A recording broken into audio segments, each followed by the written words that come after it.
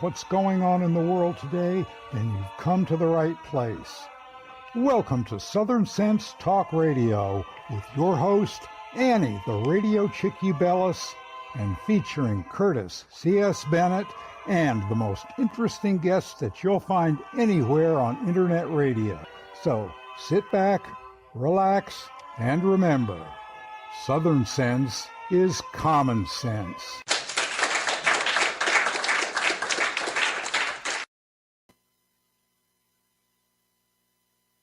Helps if I turn my microphone on.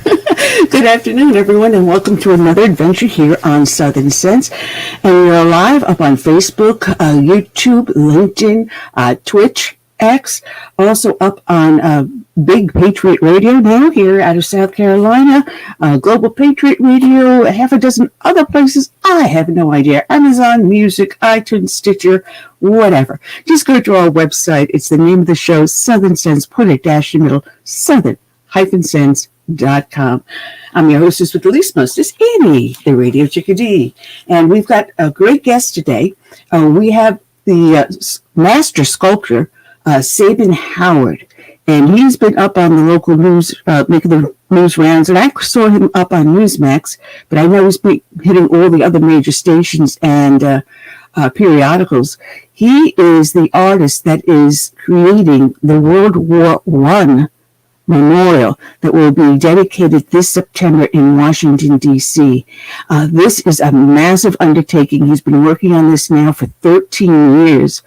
From concept to completion. And it is an amazing, amazing piece of artwork. And if it doesn't leave you stunned, then you've got to be dead from the neck up. Anyway, we will be having him on the show, the first half, talking about the sculpture and the process that he's gone through to create this work of beauty. We also then have, on the second half of the show, Larry Schweikart.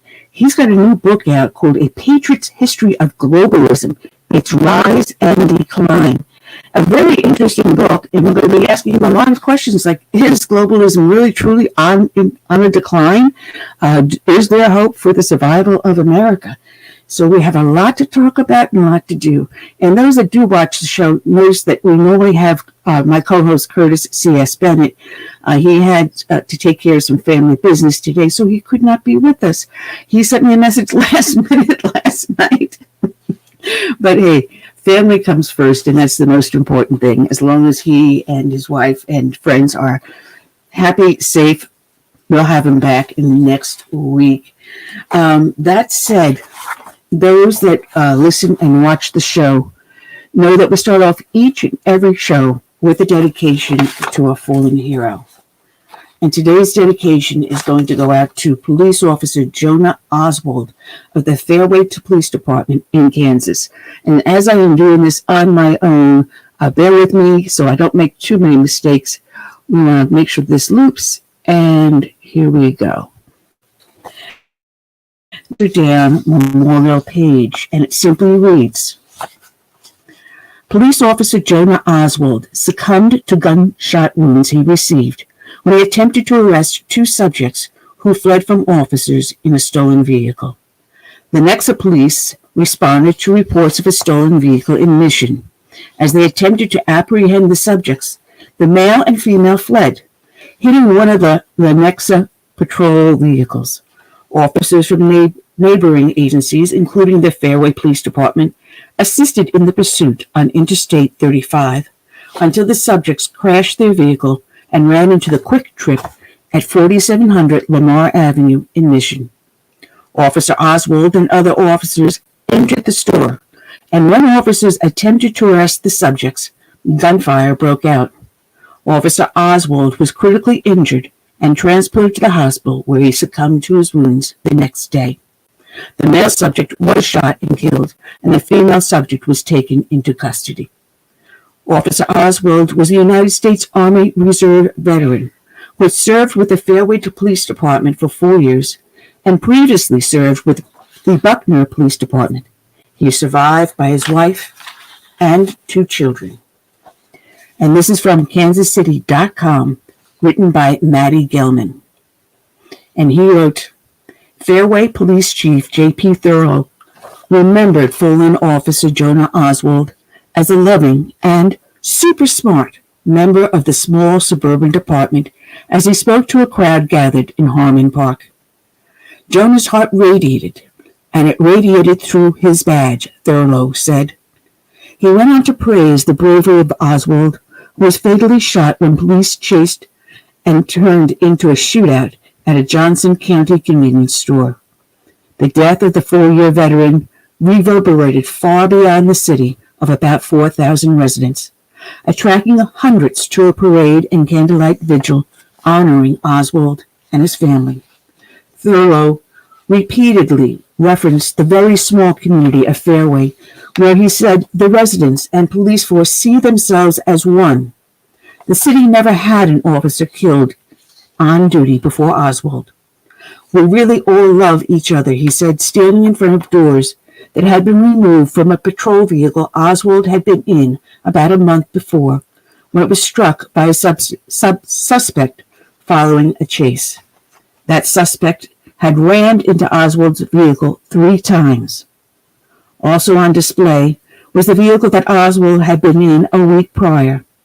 That incident struck in the minds of those who gathered in Harmon Park, many of whom appeared emotional despite not knowing Oswald or being from Fairway. Katie Salmon said for family and friends of people in law enforcement, Oswald's death is a stark reminder of the sacrifices that come with a police career. It's a calling.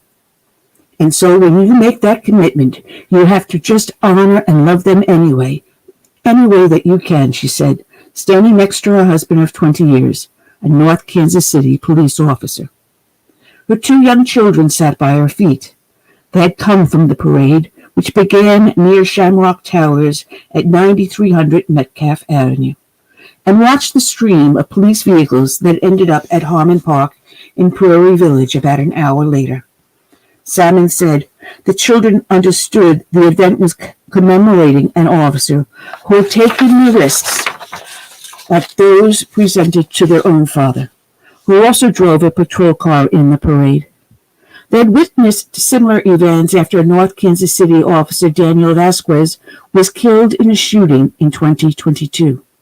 They know the risks, but they outweigh the rewards, she said, looking around at the large crowd of people bowing their heads and holding candles above their heads. It never surprises me, but it always touches me to see how many people come out for these things to support each other. Miranda Lawson, 32, struggled to hold back tears watching the procession of police and emergency vehicles with her young, curly-haired brood. She looked at the sea of red and blue lights, clutching a picnic blanket, stunned by the number of people in mourning. It's emotional, she said, wiping her eyes. Really puts the job in perspective. The 5-year veteran of the University of Kansas Medical Center Police said that while she has taken part in other parades for fallen officers, Oswald's hits close to home. Fairway is really close to KU. We have buildings out there that we patrol as well. They're close neighbors, which makes it hard, she said. Her children were still learning about the sacrifices that come with a career in law enforcement when Oswald was killed. She and her husband, Zachary Lawson, had purchased children's books for their kids, explaining the work of police officers and firefighters. Her young son sought to understand what the parade was meant to be celebrating. She said it was not the first police funeral he had attended. He had asked me, what was that all for, Lawson said. After explaining that an officer had been shot and killed, she said her son appeared shocked. He wondered who would do that. Then I started to cry. I said there are bad people out there. When Lawson said she loves her job and finds it rewarding, Oswald's death has prompted many difficult conversations about the dangers of her work with fellow officers and family. It's all mixed feelings, Zachary Lawson said. It's just a part of the daily dinner table talk. Oswald, a 29-year-old husband and father of 2 young children, previously worked with the Buckner Police Department where officers remembered him for his light-hearted and optimistic personality.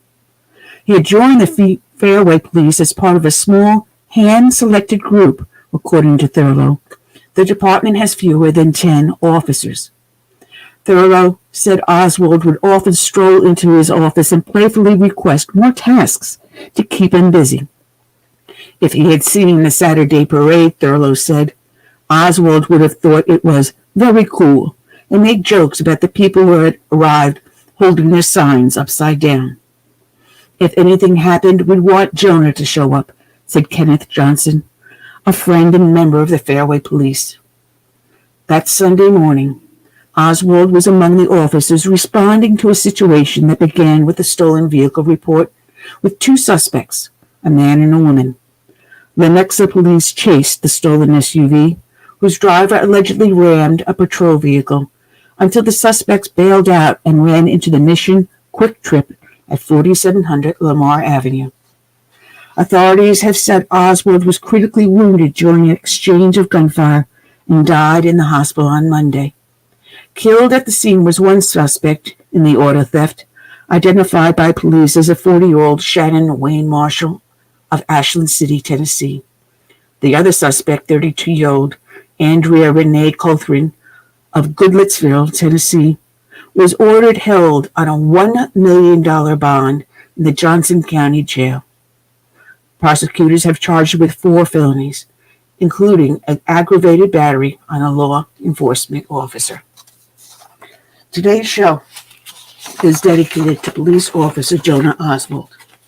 It is also dedicated to all of the brave men and women out there that serve as first responders, be they firefighters, law enforcement, or emergency services. We also dedicate this show to the brave men and women who serve in our military from the birth of this nation through today and into our hopeful future. And we dedicate to them this song by Tiffany, Soul of a Nation. May God bless each and every one.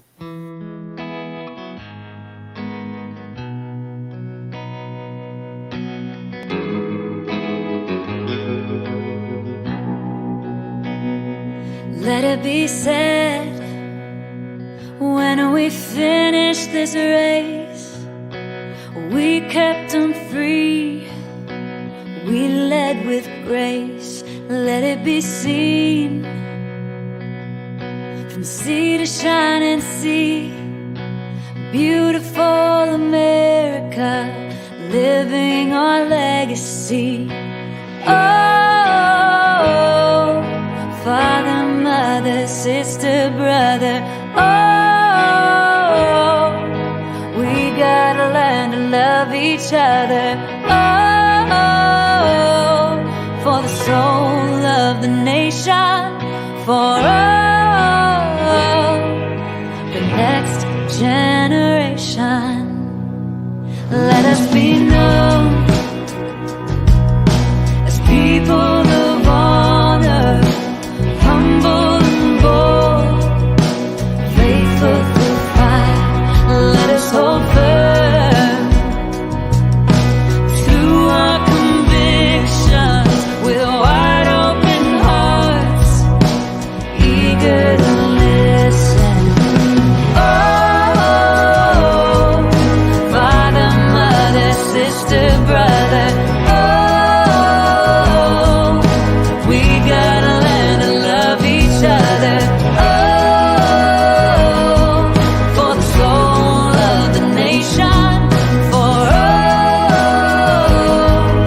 the next generation.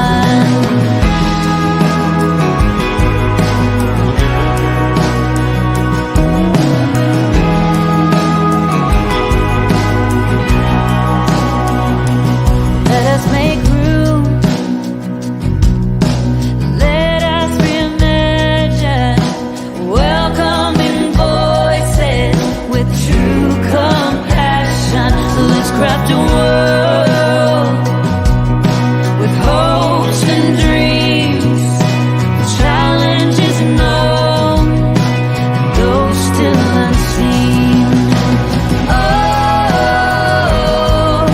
Father, Mother, Sister, Brother,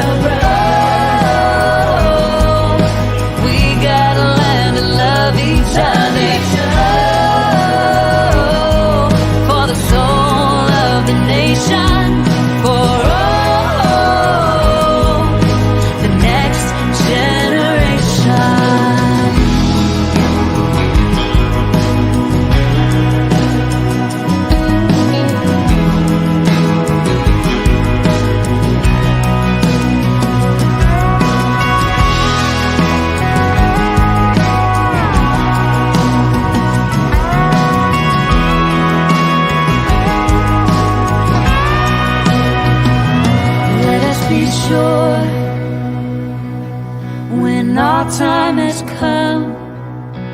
We gave them hope. We made them strong. Let it be said, when we finish this race, we kept them free, yeah. We led with grace. Oh, father, mother, sister, brother. Oh, we gotta learn to love each other. Oh, for the soul of the nation. For all the next generation. Let it be said.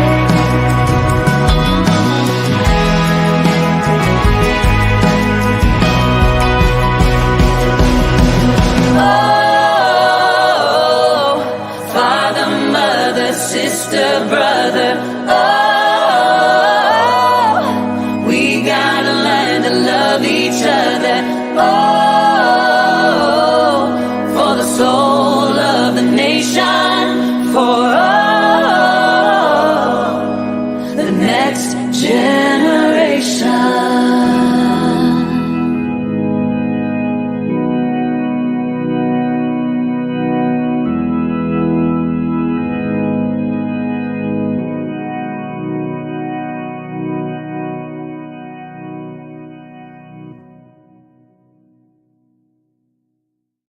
Tiffany, and you can find her online. She's up on, oh, good Lord. I have to find out her website. I apologize. Major brain fart. But if you just Google Soul of the Nation Tiffany, you'll find directly to her website. She's got great, fantastic music over there. As I said earlier, Curtis C.S. Bennett is not with us. He had a family issue to take care of. Nothing bad. Everything is cool. Anyway, just to let you know, if you are watching up on one of our Facebook channels or up on LinkedIn or where's it, YouTube and Twitter and X, if you type in there, your message will come through to me on this. It comes over to one-stop shop. So if you'd like, you can make comments there and I'll try to get to them. I may not be right away, but I'll try to get to them. One thing I want to talk about before we go and have our guest call in, he should be calling in about 10 minutes. Something I've reiterated many, many times on the show, that all politics start local. And this past week, I went head to head with my local county council, and the county council chair wasn't too happy with him, which made me even all the more happy. We have a sales tax referendum that is coming up here. They want to put on the ballot for November, and we're going to be fighting them, if anything, to help pare it back. It's $1.65 billion. I'm sorry, this is not the federal budget. This is a local county budget. And it's a sales tax that is paying for things that we've already paid for. But rather than my talking about it, I'm going to play the clip of my going before the county council. And when I got up there, very few people originally were not paying attention because they had no idea that this was coming down the pike. But when I got done, people were listening and paying attention, and I was getting phone calls the very next day. So let me show you what I did this past week. Here we go.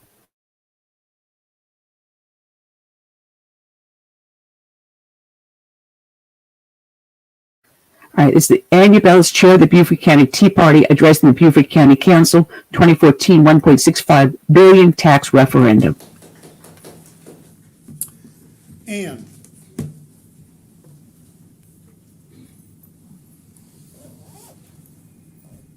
Good evening. My name is Ann Ubelis, and I am with the chair of the Beaufort Tea Party. I'm here to discuss the sales tax. You're asking us to foot a 15-year, 1%, $1.65 billion sales tax. You've got to be out of your mind. You can't run the Tefusky Ferry, nor can you control your staff's misuse of funds. Where is the investigative report for public review? An incomplete report we paid for. Redact the employees' names while the AG investigates. Release what you currently have to the public. This tax covers already approved projects from the 2018 sales tax. Only 24% are complete. 18 out of 25 are in design or pre-design stages. Only 2 are under construction. You include those unfinished projects in the new tax, we call that double dipping. We already paid and you want us to pay again.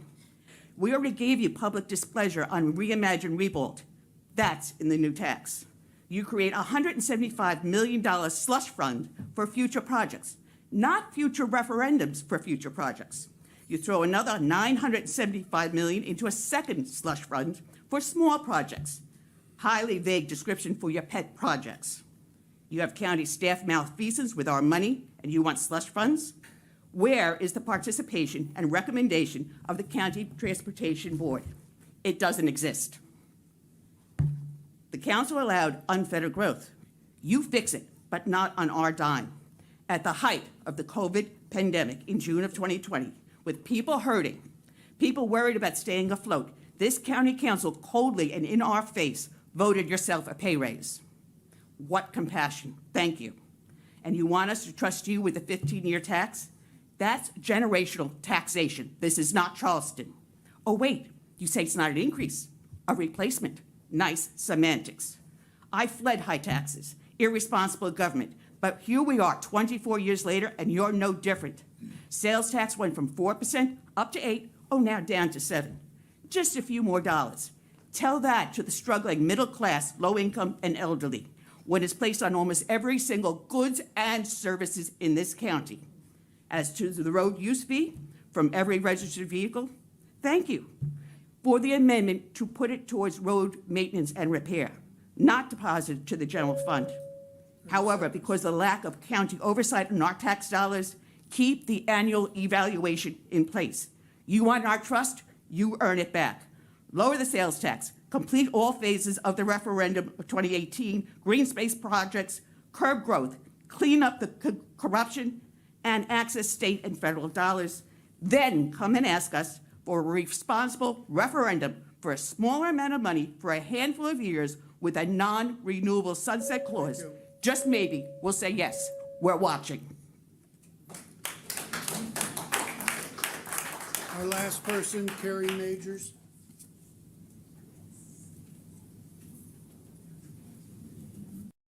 There we go. There we go.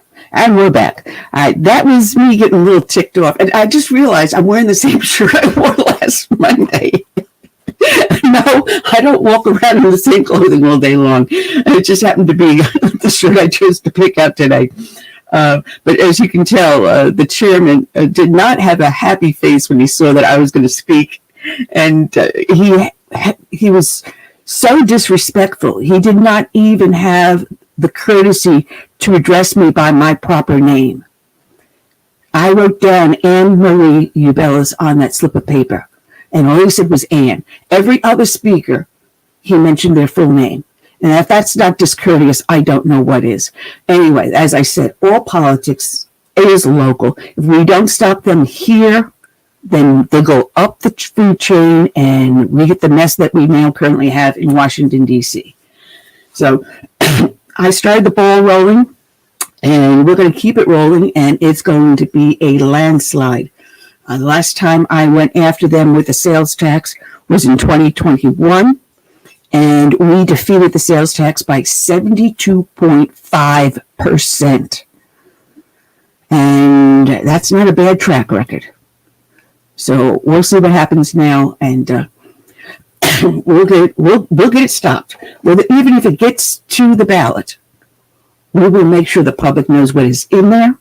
And then again, let's see it defeated by another 70% or so, by a very large margin. Previous sales taxes have seen, back in 1998, it passed by 59%. 2 years later, they had another sales tax passed by 58%. And the last sales tax that was approved was by 57%. So the people are getting mad. And the one that I fought was the after that, we defeated by 72.5%. So the public is not in the mood for another tax. And so we'll see what happens. Then we have to take this action, not just here at home, but make our representatives know our emotions, our feelings, how they're handling government down in D.C. or in your state capital. Get your voice out there, folks. Don't be afraid to pick up the phone and call their office. Don't be afraid to write a letter or an email. Don't be afraid to do that. If you happen to live or work near one of their offices, stop in. I've done that. I pass Nancy Mace's office all the time, and occasionally I'll pop in and say, "Hi, just I want to touch base. I want to see what's going on, and I see this and that has gone on, and wanted to give you my thoughts on it." And at times I've disagreed with her, and at times I've agreed with her. But every time you do contact their office, they make a note. They write it down that so-and-so spoke to my staff on such and such a date about this issue. They keep track. So if you have one or two people, it's not something very important. You got 10 people, they're going to sit up and notice. So all you need is 10 of you. Friends, family, neighbors, local drunk in the bar. No, don't do that. But you got to speak up, and you got to speak up often. And the more you speak up, the more they'll remember you and listen more closely to what you have to say. So that's what I have for this moment. Waiting for our guest to contact us, and he has sent me a message that he will be here. Waiting for Sabin Howard to get online and get in here. He should be here any moment. Again, I'm sorry, I'm kind of like a little flubbing it because I don't have Curtis with me today to play off of. There's something that came across, and I thought this was interesting. There seems to be a scam that's been going around, and I'm assuming they're using AI, artificial intelligence, to do this. And I've been getting a lot of phone calls on my phone lately, and there's no one on the other end. You pick up the phone, you go, hello, and it's silence. And I'm going to count to about 3 or 4.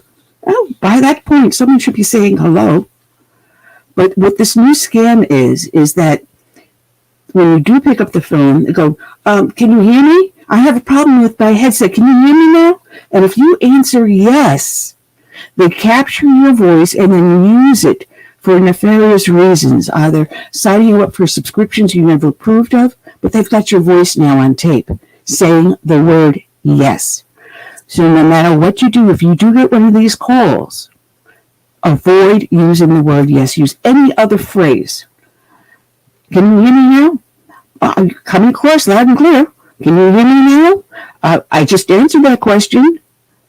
Anything and everything you can to avoid saying directly the word yes, folks. This is something that was in the WLT report, and there's a video out there. Let me see. I did upload it. This is the video reporting. This is from an investigative reporter. Here we go.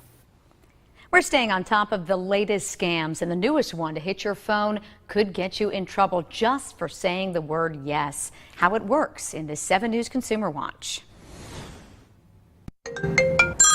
Welcome to a new level of scam called deception. It starts innocently enough when you pick up a number you don't recognize, like Amy Owens did this week. And there was a pause, and someone said, "Oh, you're there." And I said, "Hello." And she said, "Oh, wait a second, I've got my headsets messing up." And I paused, and then finally she came back on, and she started speaking very quickly about a special that they were having or something they wanted to sell me. At some point, the caller asks if you can hear them. And I said yes. Yes, one simple word that can be used against you. Reports to police and the Better Business Bureau across the country show the scam artists record you and may use your affirmative answer as proof that you signed up for a service like home security or a cruise line. We don't advise people to carry on the conversation with them in the event that they are recording your voice. They may be using your recording for fraudulent charges or anything like that. So it's not, the best thing to do is just to hang up. The BBB adds even if you're asked a similar question or to press a button to be placed on the Do Not Call registry, don't do it. Saying anything or pressing that button may help scam artists identify which numbers are active. Keep in mind, it's easy for scammers nowadays to manipulate the phone number. So even if it's the local area code, if you don't recognize it, let it go to voicemail. Owens plans to report the number to the Federal Trade Commission, the best way to help shut down these illegal sales tactics. It's a total invasion of privacy. It's not right at all. No, it's not. And in another version of the scam, Tom, the caller may already have your credit card number through a prior hack or something and is using the recording to authorize charges. Yeah, we all have to be so careful these days, don't we? So if you think you might have gotten this call, be sure to check your accounts closely. We have a link on how to report this scam on WSBA.com. All right. That was the story that I picked up, and I think it was out of South Carolina in Greenville. Bear with me here. I'm just trying to find something here. I apologize, but I'm waiting for my guest to finally sign in, and it seems like he may be having a problem, so I'm going to try to get a hold of him. And while I do that, let's see, I will give you Big Don until I can get Sabin Howard on. Big Don, Big Don. Every morning on time, you could see him arrive. He stood 6'3" and weighed 235, kind of broad at the shoulder and fast with the lip. And everybody knew you didn't give no shit to Big Don. Big Don, Big Don, Big Bad Don. Through the dust and the smoke of this Democrat hell walked a giant of a man that the Patriots knew well, grabbed a sagging economy and let out with a groan, and like a mighty oak tree just stood there alone, Big Don. I'm talking about our man Donald Trump. He's the president now, and all you chumps can just settle down and stay in your safe space. We're about to make America a better place with Big Don. Big Don, Big Don, Big Bad Don. Well, old Don got to work because we got problems to be solved, and the Democrats shouted, "The Russians are involved," brought out their special counsel with Robert Mueller. Too bad the wall just got 10 feet taller with Big Don. Well, they will lie and cheat and steal and threaten and pander to illegals before our veterans, but we're over these liberals loading our country in a hearse. It's about time to put America first with Big Don. Big Don, Big Don, Big Bad Don.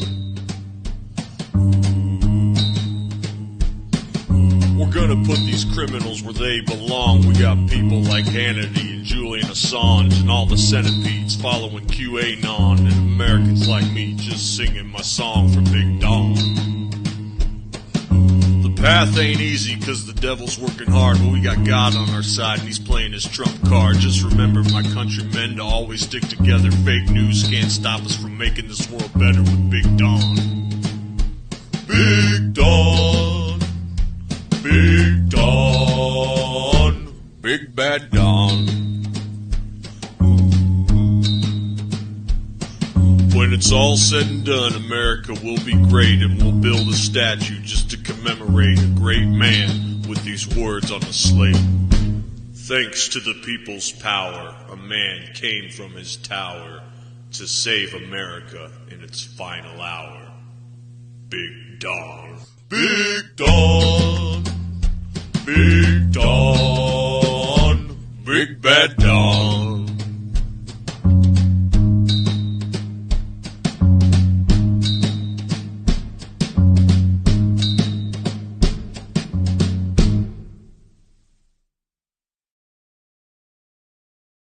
We should be having our guest call in very shortly. He just sent me a text message back, so hopefully he'll get to his computer or smart device or whatever and get on board. As I was saying, we want to talk to him about this fantastic sculpture that he's doing for the World War I Memorial. You know, we have World War II memorials, we've got the Korean War, we've got the Vietnam War, we've got memorials for everything.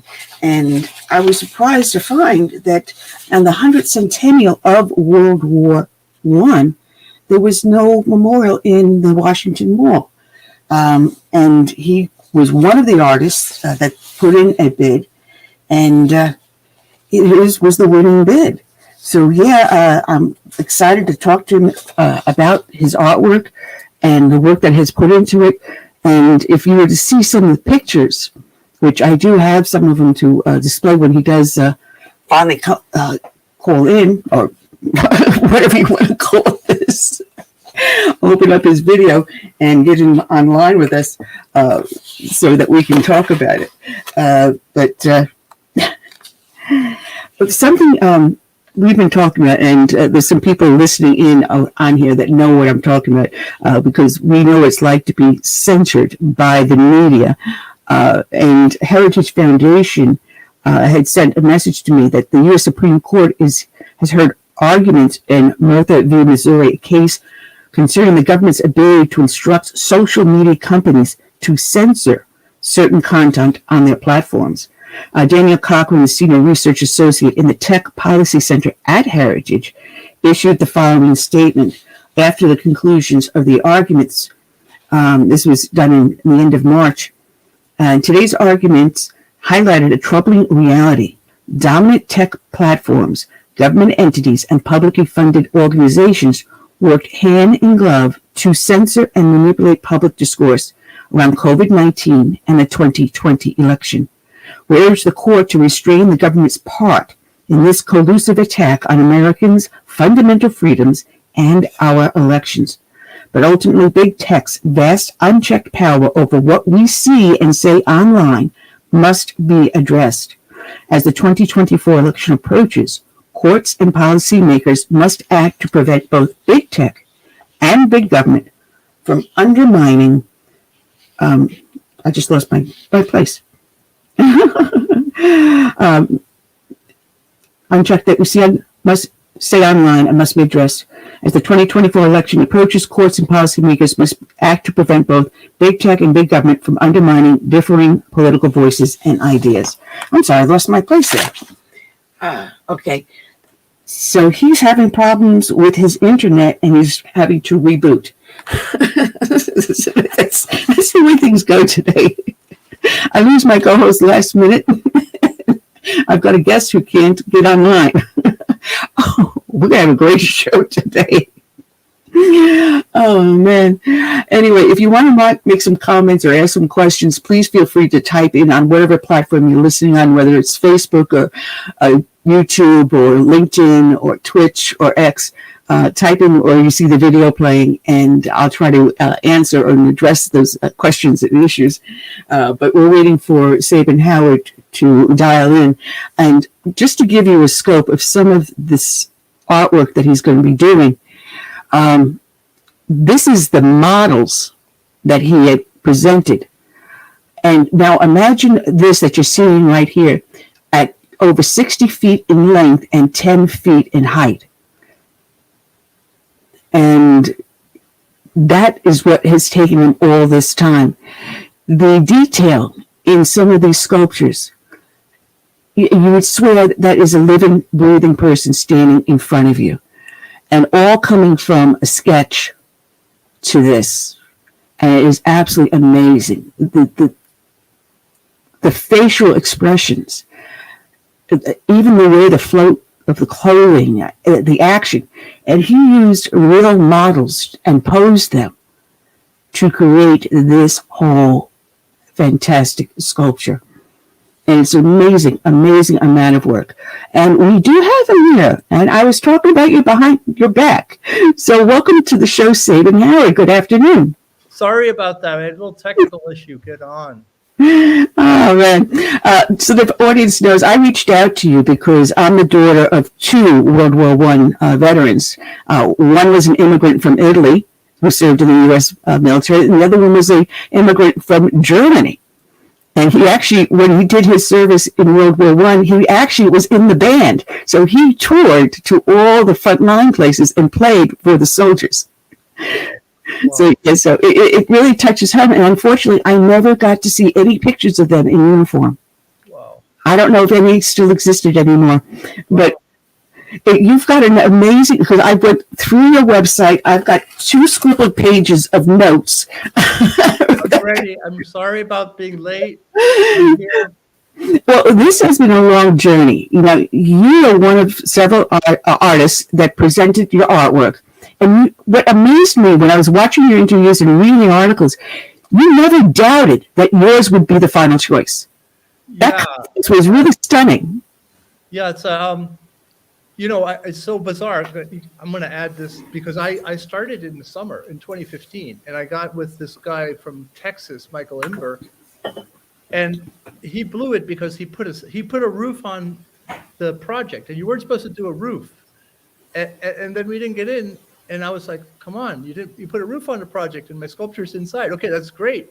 But you're right. I never doubted. And then I get this email from Joe Weishar, who's this 25-year-old kid in September, and he's urging me to become a partner with him. And it's God had a plan for me because there's no way in heck I would have ever made such a large sculpture with somebody who was more established.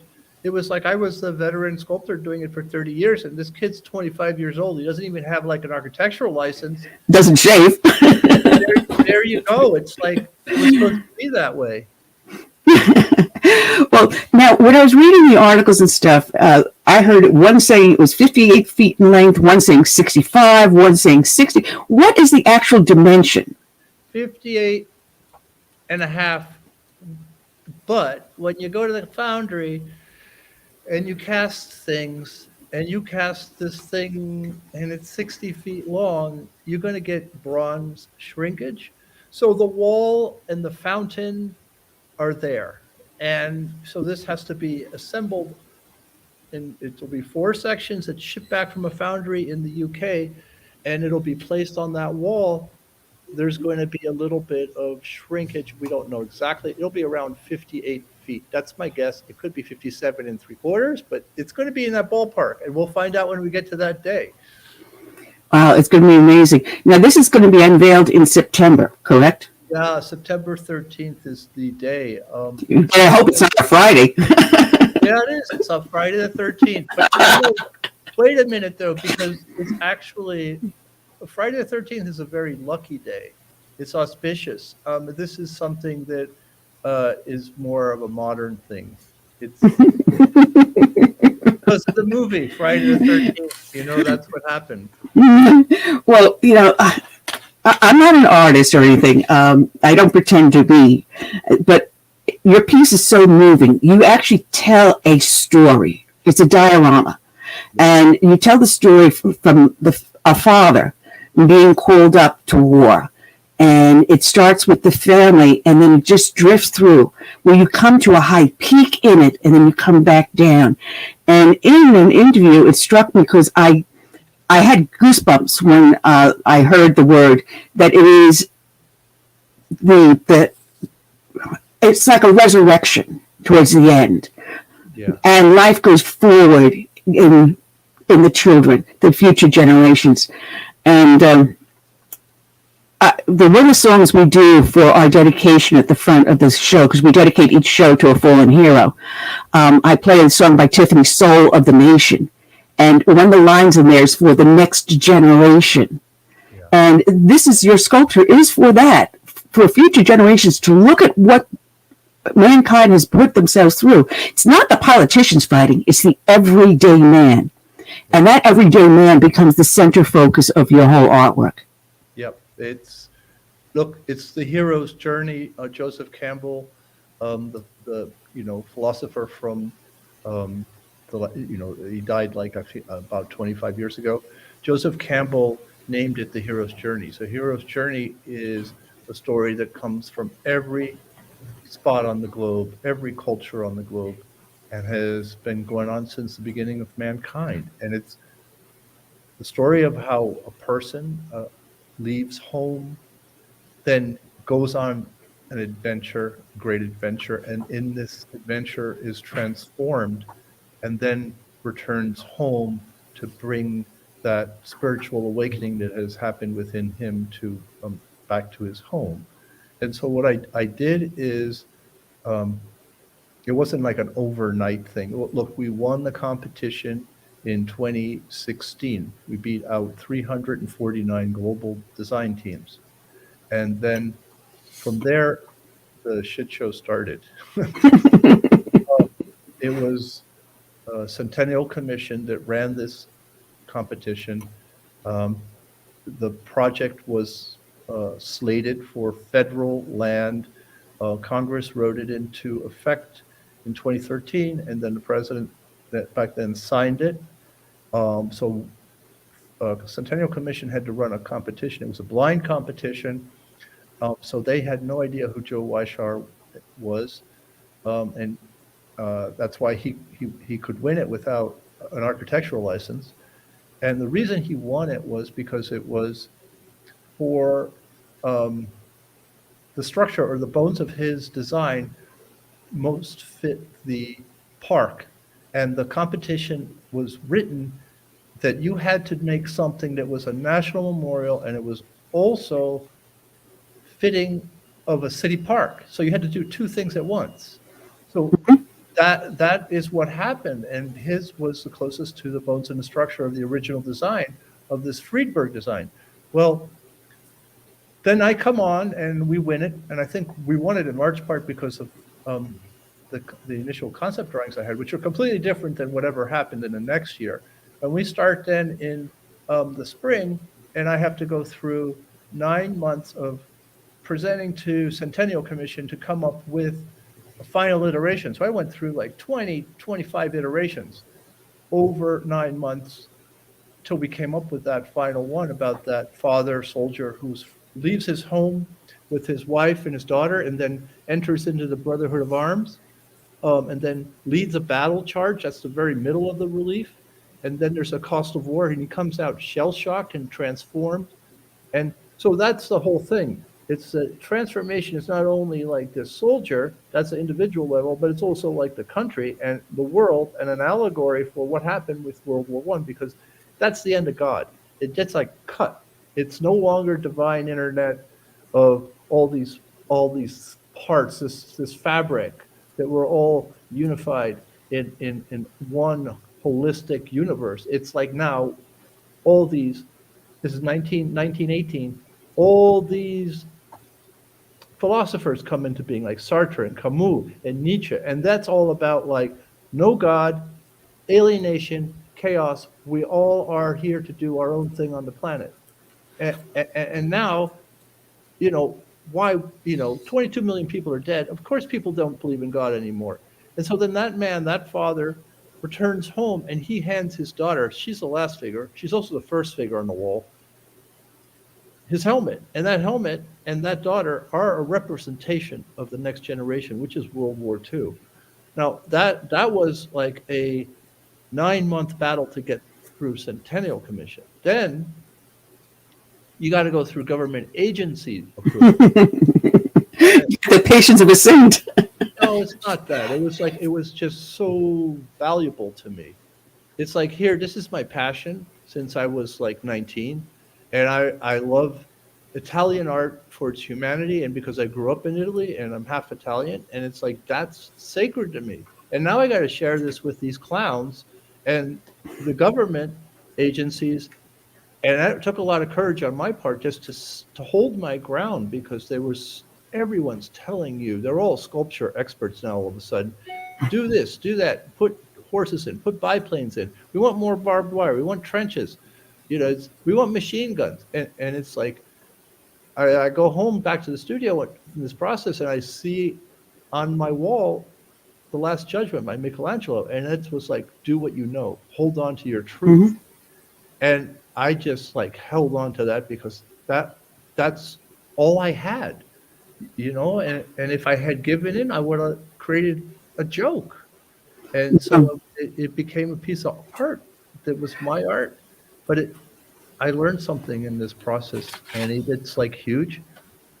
And it's the biggest thing that I've learned in the last 9 years. It's to be in service of something larger than yourself gives you tremendous power.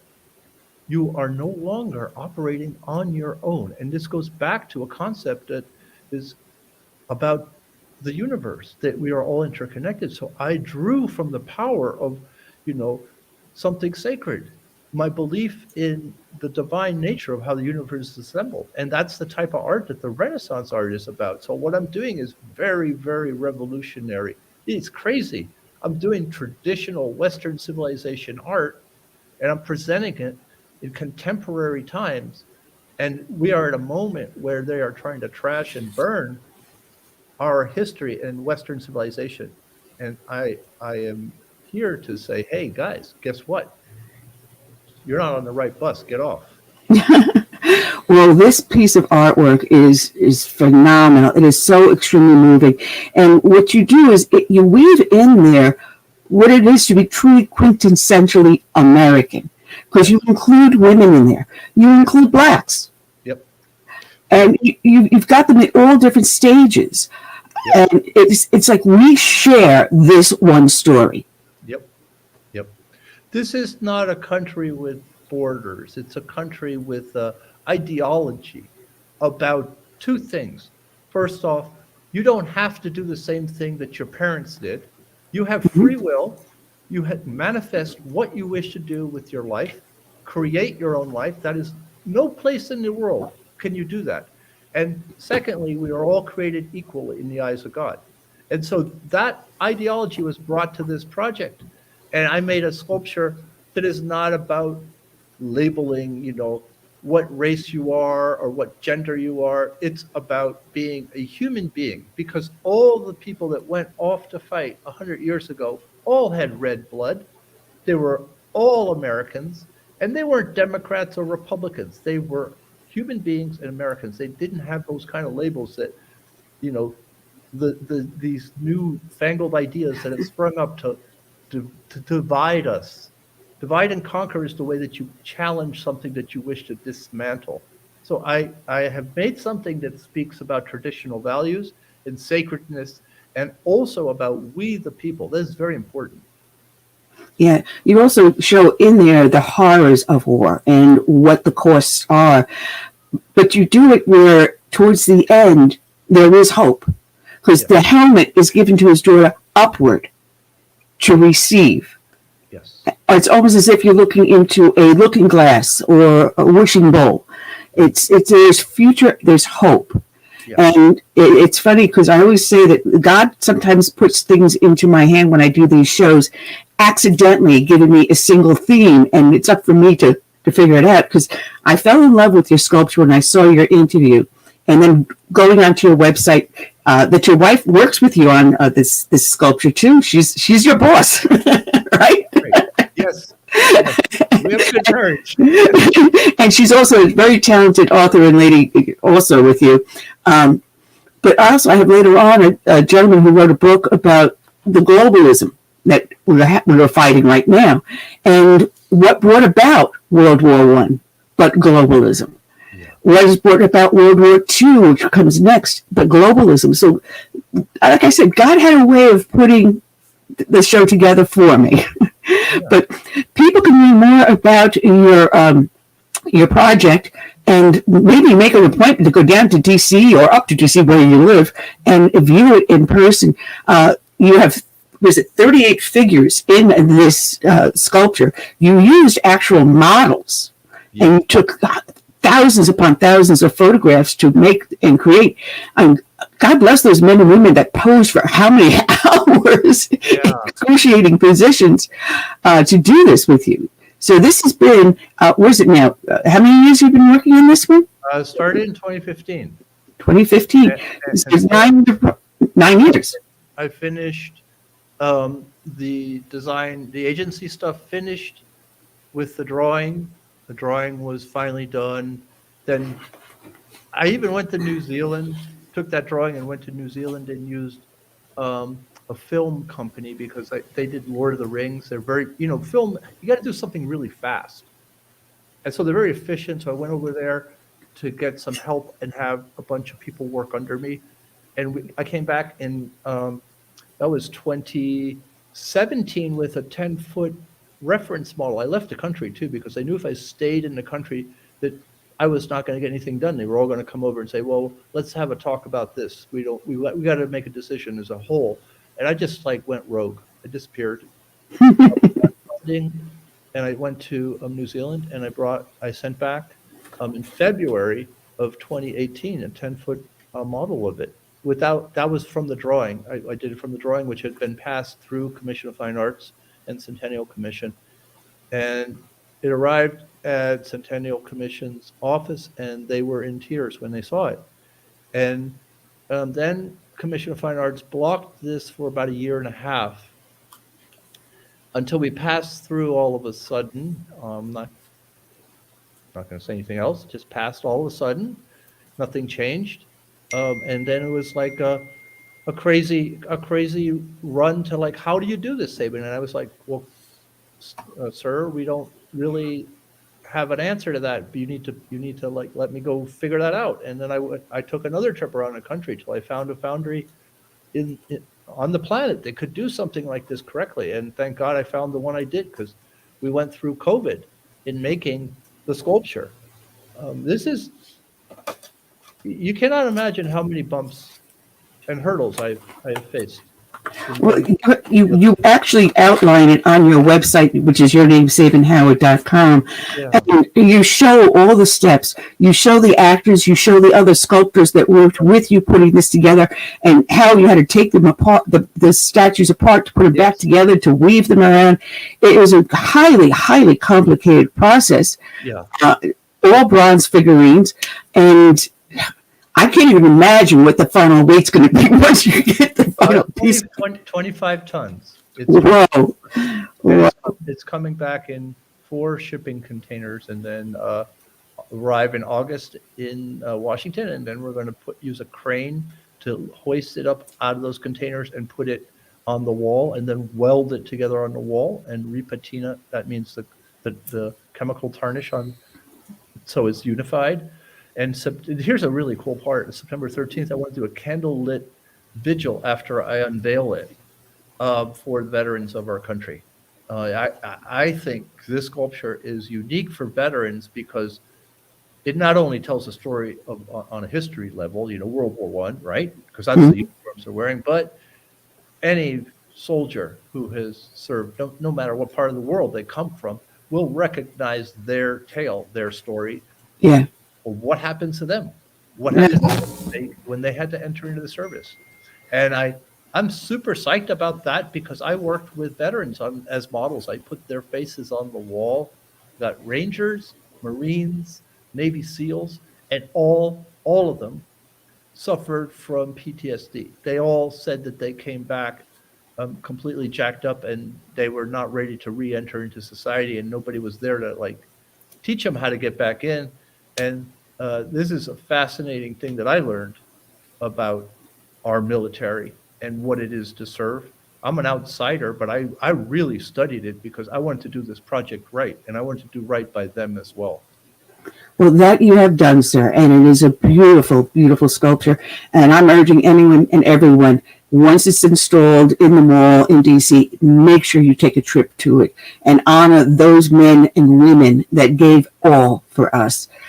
It's a soldier's journey is the name of the sculpture, but you also have a book out with your wife, The Art of Life. So to go to your website, sabinhoward.com, they can look at the stages that you went through, how torturous it was for you. And you go from the very beginning, from the drawings all the way up to where you are today.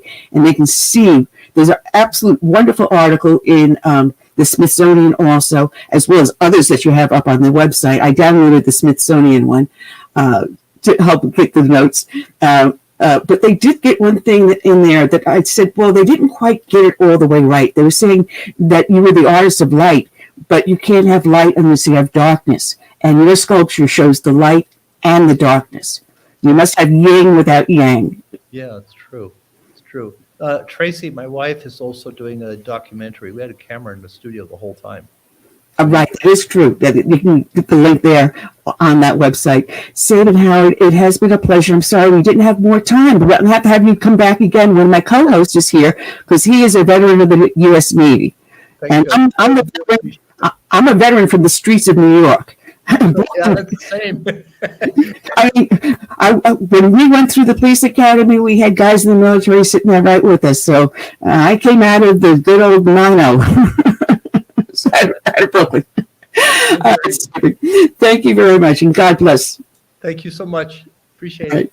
Thank you. All right, Sabin Howard, check him out. We've got our next guest in, Larry. I'm trying my best not to mess up your last name. Schweikart? That's it. I did it. Holy cow, I managed to do that. Oh, man. Now I'm going to find your notes and tell me I didn't print them out. Son of a gun. I can't believe this. I had read everything else. I printed out the PDF because I did it on the Kindle. And I was so busy trying to get everything ready for Sabin, I forgot your stuff. Oh, man, what a goof. Why did I do that? But your book is A Patriot's History of Globalism, Its Rise and Decline, which is out on Amazon. People can get it up on Amazon. It's also followed your other book, A Patriot's History of the United States. As I was telling Sabin, because I don't know if you heard, he's got that World War I memorial sculpture. And it is absolutely phenomenal. People don't know the history of these United States. They only see what's up on Instagram or TikTok. It can only be 40 letters if they don't absorb it. But it's important we get the history out there and know what we're in for. Now, we have throughout history, throughout the world, had people that tried to control the entire earth. You've had Hannibal, you had Alexander, we can go on and on and on. But it's only with modern history that people have actually tried to truly unite the globe into a one world order. But it doesn't work, does it? No, they've been at it for about 200 years, starting with the Congress of Vienna after Napoleon was evicted from Europe. And you got to remember that the Europeans at the time thought Europe was the whole world. So if they controlled Europe, they can control the globe. And I call this monarchist globalism because the kings were mostly involved in this. And then they used militaries and armies of missionaries to engage in a form of militaristic globalism. And that didn't work either because native peoples have resisted this and tended to rise up. Next, we had diplomatic globalism after World War I with the Treaty of Versailles. And that failed largely because of the way they drew the map and tried to control Europe at that time. There was a brief period of scientific globalism after World War II where scientists, led by people like Fermi and Niels Bohr and others, really did envision a cabal of scientists controlling the whole earth because, and they said this, we're smarter than everybody else. That faded fairly quickly. Within 2 years, that was gone. Then we had the longest lasting of all globalism, which was the Bretton Woods financial economic globalism that's still with us in a degree today, although that's also unraveling. And then the most recent two were ones that we both lived through, which is medical globalism with the China virus and the vaccines, and climate change globalism with the celebrities. So that's kind of a short history of globalism. Well, I have to apologize. I'm not really normally disoriented or disordered. My co-host is not with me today, but I did find my PDF notes. I got them here with all little scribbles. We were talking about Sabin about World War I, which brought about the League of Nations. Yeah, the League of Nations was an early attempt at having an international globalist body control, I wouldn't say control the world, but control violence within the world, try to mitigate wars and so on and so forth. And it failed utterly, in part because the two biggest nations in the world at that time, Russia and the United States, were not a part of it, but also because it would not, and we, as we found with the United Nations, could not enlist enough support from enough nations to actually become an international police force. There's just no way to get enough Koreans and Ugandans and El Salvadorans to go in a multinational force and tell Germany, you're going to get out of Czechoslovakia. That didn't happen. So even the modern UN has struggled to do that, and most modern peacekeeping missions are heavily reliant on the United States, Great Britain, and France and other major powers. Well, the one thing that is sticking in the core of the globalists is the fact that the United States actually exists. So the UN, the League of Nations failed. We end up now in World War II. We come out with the UN. And this is going to be the organization that will bring about world peace.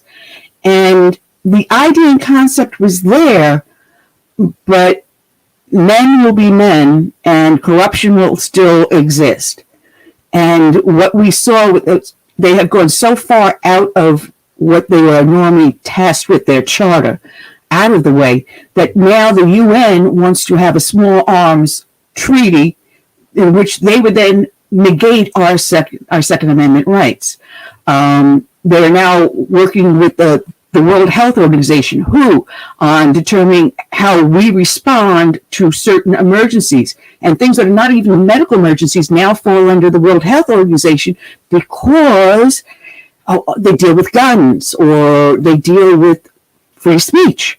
They're finding any and every way in which to take down the United States because we're the one thing that exists on this planet that can stop a global government. Well, I think there's more than one, but let's get back to some of these things that you mentioned. For example, none of these treaties, nothing the UN does and nothing the WHO does is going to impact the United States unless the U.S. Senate ratifies it with a 2/3 vote. And even this Democrat Senate isn't crazy enough to do something like that. So they can do whatever they want, and it isn't going to affect us, number one. Number two, the United Nations, in order to get the United States on board, in essence, had to create, it had a General Assembly, which is everybody, and the great Rush Limbaugh used to refer to that as sort of the cantina scene out of Star Wars. We had the good sense to create a Security Council of 5 nations, U.S., Britain, France, Free China back then, Taiwan, and Soviet Union. And what this did was it ensured that the General Assembly could act as crazy as it wanted to, but in the end, all it took was one veto from any one of the Security Council members, and it all came to nothing. And so the only 2 times the UN acted like the UN was supposed to act, which was all the nations got together and went in and supposedly tried to force an aggressor out, was Korea and the first Gulf War. And in each of those cases, in Korea, the Soviets were outside. They were boycotting the affairs there, and they couldn't vote niet. They couldn't veto anything.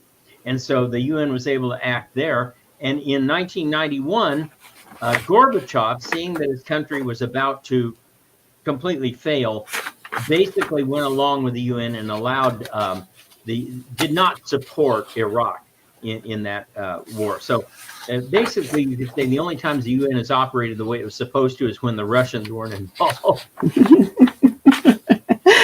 Well, there's been numerous attempts in which to negate the power of the United States. And in the globalist mind, if you control the money, you can then control everyone. So you were talking about the Bretton Woods. What is that all about? Okay, Bretton Woods was an agreement. They started a conference in 1944 with John Maynard Keynes and Harry Dexter White really in charge of the conference. I joke that you had the biggest economic development in the 20th century was run by a homosexual and a communist agent. But at any rate, it was an agreement that worked for over 50 years, and it set up the dollar. First of all, it set up the dollar as the international unit of exchange for trade. So that gave the U.S. tremendous power and influence because everything had to be denominated in dollars. They were coming back through American banks to get dollars, and the dollar was essentially the international currency. Number two, it provided for free trade. Now, this free trade obviously was not going to include the communist nations, either Russia, China, or communist East Europe. But free trade in the rest of the world was basically that goods could flow without any tariffs or any other international regulations freely. But this was to be supported and maintained by the U.S. Navy. The U.S. Navy would provide for the protection of the Suez Canal and Mediterranean, the Straits of Malacca, and all of the very important trade waterways around the world. And at times that also committed us to ground actions, places like Vietnam and the Middle East and so forth. The third part of Bretton Woods was that it established the International Monetary Fund and the World Bank, both of these heavily subsidized by the United States for the purpose of helping what I used to call third world nations, the underdeveloped nations, right? Well, there was a problem that developed. It was called Triffin's dilemma between the third point and the first point, which was for the dollar to be the world's currency, it had to be good as a dollar, or as good as gold. But as soon as you start draining away money for aid to foreign nations, especially at high levels, and as soon as you start engaging in wars to protect trade zones, you run inflation. And when you run inflation, the value of the dollar drops. So you can't have those two things together in the same concept. And that's why we are seeing the decline of the Bretton Woods system right in front of our eyes today, because the American people just are not up for spending any more money on foreign wars, whether it's Ukraine or Gaza or wherever. They say, no, you guys handle it yourself. Well, not only that, you have to throw in the fact that Richard Nixon was so kind to take us off the gold standard. That's true, but he did allow private ownership of gold, which is very important. I remember I got my first set of Krugerrands back then. I made a very hasty profit after a few years because the value of gold skyrocketed. So although it was no longer a national backing for dollars, it was still available in the private sector. So it was technically still backing American money. And there's so much to delve into in this one, because my late husband, his family were from Latvia. And after World War II, you mentioned FDR and Yalta, and boy, do you see people explode. And that was one of the problems we had. You had just a couple of world leaders splitting up the world, which didn't help to keep the peace. But now with the new globalization movement we've seen it come into full bloom before COVID hit through climate change. Yes. Climate warming, they called it, the green gases, green energy, control the CO2 emissions, and don't even get me started on that one. Gregory Wrightstone of CO2 Coalition is a friend of mine, so we can go on a full rant.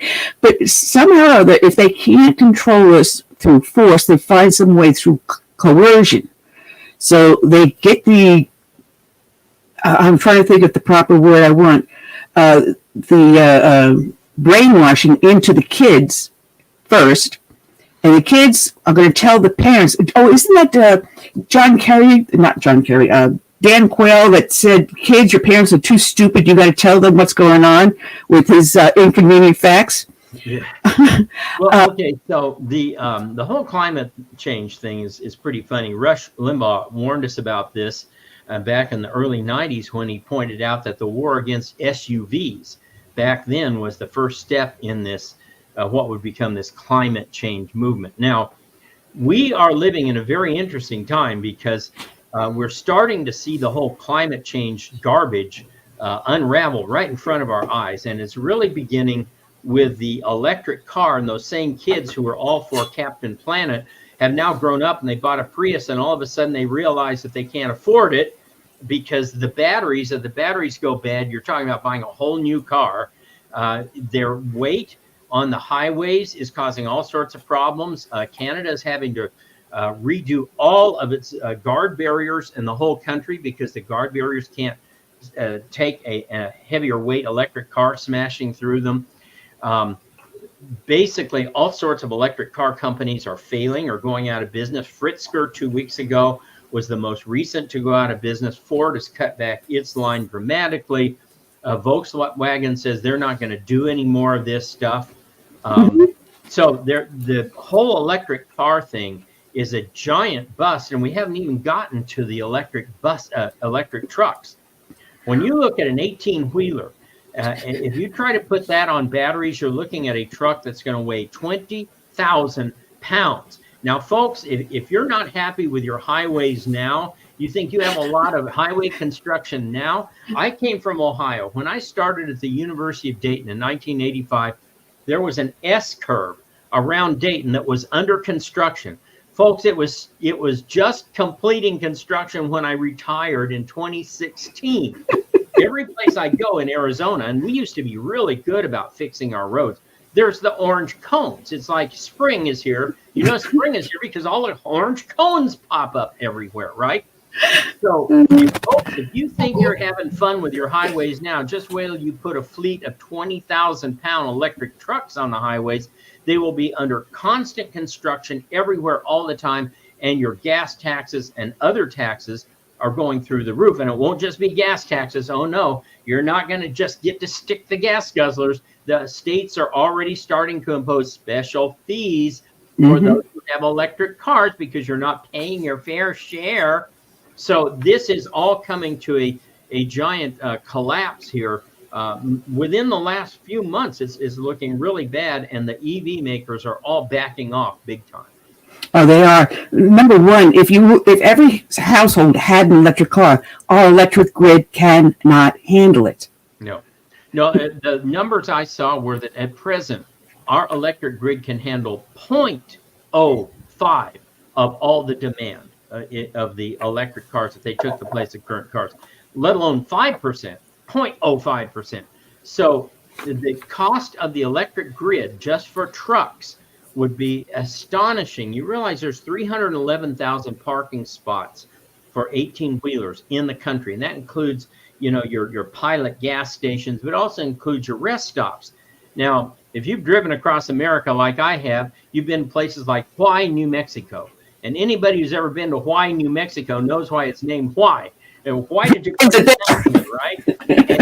And you're going to have all these stalls with electric outlets for all the trucks if you do that. We're talking about 311,000, 312,000 electric stalls around the country.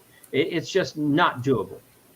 No, it's not. Absolutely not. Which is one of the reasons why my state here in South Carolina is looking now to reopen or open up new energy plants using gas, coal. You say, wait a minute, these things do work. And oh, by the way, we do need CO2 for plants to grow. If you don't have enough CO2, we are not going to have enough plants. If we don't have enough plants, we don't have enough food. So, you know, it's really sheer stupidity.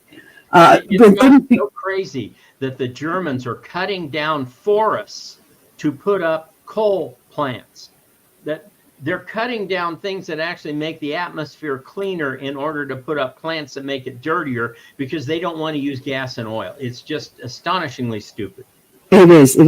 And then what goes into these electric vehicles, there's so much hazardous material, especially those lithium batteries. A friend of mine was in the hurricane down in Florida recently where the electric vehicles were spontaneously exploding because of the hurricane, of getting wet in the storm. He said the house next door went up and it caused damage to his house because the electrical vehicle parked in the garage. They are hazardous. Let's not even get into the slave labor by all the kids that's required to dig the lithium out. I mean, every place you look at this, it is anti-human, it is anti-planet, it is anti-climate. Everything about the whole electric wind power industry, you know, the windmills they've discovered offshore kill whales because they generate a certain type of vibrating sound that attracts the whales to the beaches. So now you're having a fight between the Save the Whales people and the wind power people. And thank God 2 of the 3 largest wind power projects off the coast of New Jersey and New York have been canceled. So we're seeing progress on every front.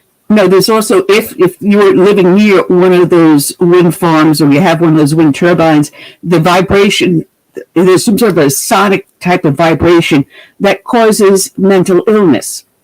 So people have been complaining. Democrats, I get it. That's we got it. Hey, folks, we just solved a world problem here. Democrats, or as we like to say, Democrats. Earlier, you were mentioning how the U.S. kind of stood alone, and it is true that we are the major obstacle to globalism. But right now, the globalists have their hands full because they counted on getting rid of President Trump, getting rid of Bibi Netanyahu, getting rid of Bolsonaro, getting rid of Putin, and getting rid of Xi. And so far, Pootie Poot is still there. Bibi Netanyahu is back. He came back. Xi never went anyplace. Bolsonaro's gone, but the guy Javier Milei in next door Argentina is every bit a anti-globalist as Bolsonaro was, and it looks very much like, based on all the polling and everything else, that President Trump's coming back. I hope he brings with him 50 mighty men and women, a Terminex van, and a flamethrower, because he's going to need it. Well, your book, A Patriot's History of Globalism, Its Rise and Decline.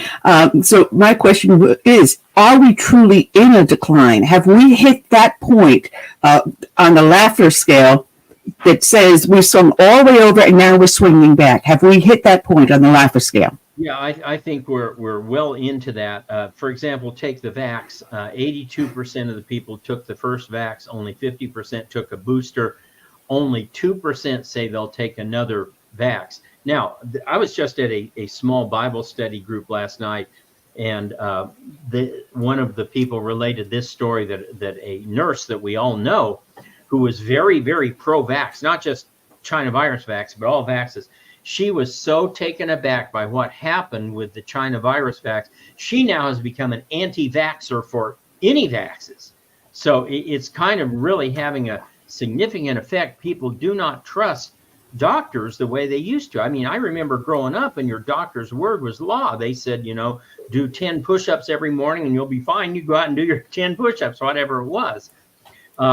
So we're seeing it there. We're seeing it politically, not just those people I mentioned, but Slovakia, Hungary, Italy, most recently, a month ago, Portugal, Argentina, El Salvador, all had elections that were populist in nature and anti-globalist. And so this is really a fever that is spreading. Like I said, if President Trump comes in, that will greatly accelerate the anti-globalism around the world. Well, from your lips to God's ears, because we got to turn this around and turn it around soon. One of the things that globalists are hanging on to is now this digital currency. Mm-hmm. Now, this actually did happen to me. I went into a pawn shop to purchase something because you can get a used computer in very good condition rather cheaply. But in the name of the pawn shop was gun. No sooner did I make my purchase, walk out of the store, and my car was parked directly in front of the store, my phone dings that my card has been suspended. And this is a card I had had since the 1990s. And I immediately am calling them. As soon as I get in the car, I'm calling them and saying, what is going on? Oh, we had a suspicious purchase. And I said, oh, you mean from XYZ pawn and gun shop? Is that because it's got the word gun in there? Oh, Mrs. Ubelis. No, I'm sorry. That's just a clerical. Somebody hit the wrong key. Yeah, right. But using the digital currency now leaves us open for another form of control. Well, I don't know where I stand on digital currency yet, because I hear it from both sides. The free marketeers, the libertarians, all insist that digital currency is the only way to go to prevent governments from taking over your money. And to an extent, they may have a point. But the other side is, well, government should be able to hack that, can't it? Those who support the blockchain ideas say there is no possible way a government can hack the blockchain. Those who don't trust governments say governments seem to find a way to hack almost anything. Mm-hmm. We need to be careful. What encourages me is not just, and I own some digital, but it's not just the rise of digital coins, but gold and silver prices are going through the roof again. And for 40 years, I tell my students, don't invest in gold because you've got to pay to hold it. And you're not going to get as much when you sell it. It's just not going anywhere. Well, folks, it's going somewhere now. Yeah, $24. Digital's going up. My digital property tripled in value here just in the last 3 or 4 months. So there are a lot of breaks and a lot of counterbalancing factors, including the BRICS nations, Brazil, Russia, India, China, and Saudi Arabia are trying. I don't think they'll succeed, but they're trying to create a new dollar that would not be the dollar. Just the fact that they're trying that helps keep us in line. But people need to understand that right now, nothing that makes any sense is going to work on the current occupant of the White House, because this guy is so brain dead. He has no clue what is going on. He's being run by a cabal of people behind the scenes. And the good news for all of us is they don't agree on a whole lot. These cabals they're like Hitler's insiders. They're all jockeying for position and fighting each other. So as long as they're fighting each other, they can't do too much damage to the rest of us. Well, it has been so much fun having you on, Larry. Gonna have to have you back again. You were so much of a pleasure to speak with, and you're a pisser. You really are. And I just wish my co-host had been here, but he'll be back with us next week. So, Larry, people can find your book, A Patriot's History of Globalism, Its Rise and Decline, on Amazon now. And also your other book, A Patriot's History of the United States. Learn more about, folks, because if you don't know the Constitution and our history, then you're giving the greatest freedom away. So God bless, Larry. Get me on wildworldofhistory.com. Okay, fantastic. wildworldofhistory.com. Thank you, Larry. And God bless you for the hard work you do. All right. We'll be back here next week. We have showing up Mark Tapscott, my friend from the Epic Times, will be returning. We also have Chris Yursky and Typhoon Lou Marion. Chris is running for a seat down in Florida, and Typhoon Lou, who's also a good friend of mine, is hosting his campaign. So we will be back next week, and I want to thank everyone that has been listening here, wherever you have been, whether or not you've been on Facebook, YouTube, LinkedIn, Twitter, and X, as well as going up on Amazon Music, iTunes, Apple, half a dozen other places also. We will still be broadcasting on Blog Talk Radio, but it will not be live. So you can still always find our show there. So with that, that's all I've got for you guys today. And I want to thank everyone for being with us. Until then, I will say good night and God bless.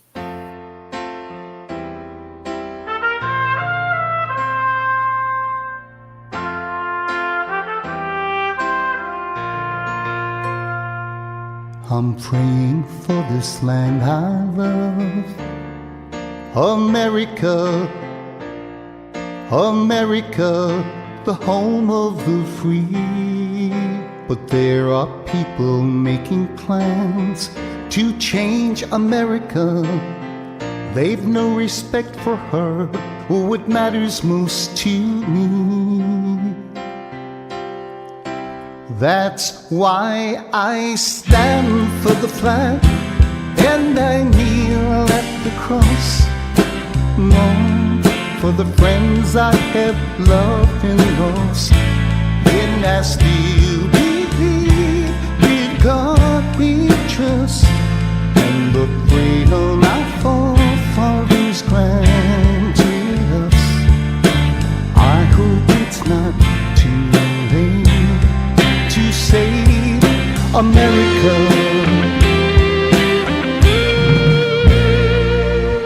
Do you hear our battle cry across America? We've got to rescue her. You know it's up to me and you to see the truth behind their lies. Don't change America. God bless America and the red, white, and blue. Why I stand for the flag and I kneel at the cross. Long for the friends I have loved and lost. And I still believe in God we trust, and the freedom our forefathers granted us. I hope it's not too late to save America.